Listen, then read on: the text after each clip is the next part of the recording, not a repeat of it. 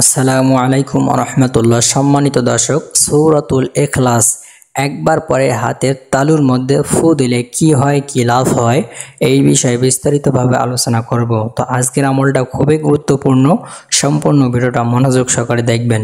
সম্মানিত দর্শক, তো আপনি যদি এই চ্যানেলে নতুন হয়ে থাকেন তাহলে অবশ্যই সাবস্ক্রাইব করে পাশে থাকবেন, যাতে করে নতুন নতুন ভিডিওগুলো সবার আগে পেয়ে যান। আগে থেকে সাবস্ক্রাইব করলে আপনাকে অসংখ্য ধন্যবাদ।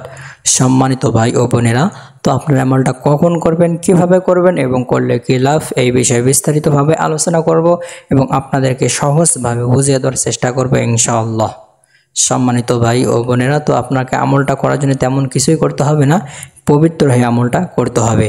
আর একটা কথা আপনাকে সবসময় মনে রাখতে হবে, আপনি যে কোনো কাজ করেন না কেন সর্বপ্রথম আপনার নিয়তটা ঠিক করে নেবেন, নিয়তটা সই করে নেবেন। আল্লাহ রসুল বলেন, ইন্নামাল আমালু বিন্নিয়াত, সমস্ত কাজ নিয়তের উপর নির্ভর করে। তো আপনি যখন যে কাজ করবেন তখন সে কাজের জন্য নিয়তটা করে নেবেন এবং পবিত্র হয়ে নিয়তটা সই করে এই আমলটা করবেন। আমলটা শুরু করার আগে অবশ্যই আপনাকে 3 বার ইস্তেগফার পড়তে হবে। আস্তাগফিরুল্লাহ, আস্তাগফিরুল্লাহ, আস্তাগফিরুল্লাহ। এরপরে আপনাকে 3 বার দরুদ শরীফ পড়তে হবে, অর্থাৎ দরুদে ইব্রাহিম, যেই দরুদ শরীফ আমরা নামাজের মধ্যে পড়ে থাকি, এই দরুদ শরীফ আপনাকে 3 বার পড়তে হবে। আল্লাহুম্মা সাল্লি আলা মুহাম্মাদ ওয়া আলা আলি মুহাম্মাদ কামা সাল্লাইতা আলা ইব্রাহিম ওয়া আলা আলি ইব্রাহিম ইন্নাকা হামিদুম মাজিদ। আল্লাহুম্মা বারিক আলা মুহাম্মাদ ওয়া আলা আলি মুহাম্মাদ কামা বারাকতা আলা ইব্রাহিম ওয়া আলা আলি ইব্রাহিম ইন্নাকা হামিদুম মাজিদ। আল্লাহুম্মা বারিক আলা মুহাম্মাদ ওয়া আলা আলি মুহাম্মাদ কামা বারাকতা আলা ইব্রাহিম ওয়া আলা আলি ইব্রাহিম ইন্নাকা হামিদুম মাজিদ। এভাবে আপনারা 3 বার পড়ে নেবেন। তো আপনি যদি এই দরুদ শরীফ পড়তে না পারেন তাহলে বলবেন সাল্লাল্লাহু আলাইহি ওয়াসাল্লাম, সাল্লাল্লাহু আলাইহি ওয়াসাল্লাম, সাল্লাল্লাহু আলাইহি ওয়াসাল্লাম। এভাবে কয়েকবার পড়ে নেবেন। এরপরে আউযু বিল্লাহি এবং বিসমিল্লাহির সহিত সূরাতুল ইখলাস একবার পড়বেন। আউযু বিল্লাহি মিনাশ শাইতানির রাজিম, বিসমিল্লাহির রহমানির রহিম।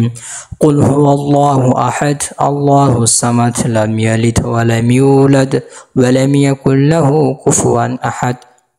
এভাবে পরে ফু দিবেন একবার, পরে আবার দরুদ শরীফ 3 বার পরে আবার ফু দিবেন।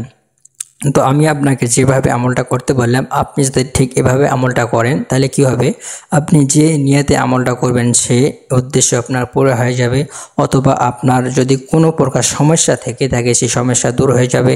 আপনার যদি কোনো টাকা পয়সার অভাব থাকে সেই টাকা পয়সা দূর হয়ে যাবে, অর্থাৎ আপনার মনের যত আশা আসে ইনশাআল্লাহ সমস্ত প্রকার আশা পূরণ হয়ে যাবে। তো আপনি যদি আমলটা করতে চান তাহলে অবশ্যই আমাকে কমেন্ট করে জানাবেন। আমি আপনার জন্য বিশেষভাবে দোয়া করব, আল্লাহ রাব্বুল আলামিন যেন আপনার সমস্ত প্রকার আশা পূরণ করে দেয়।